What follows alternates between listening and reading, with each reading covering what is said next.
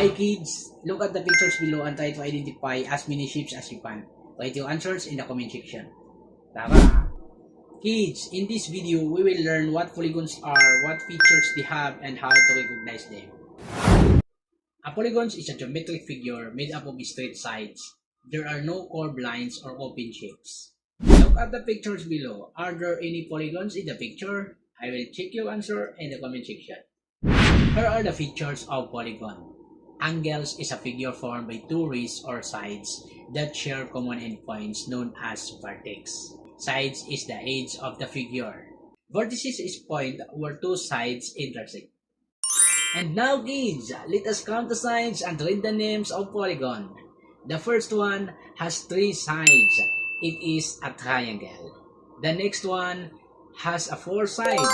It is a quadrilateral. The third one has a five sides. It is a pentagon. The last one has a six sides. It is a hexagon.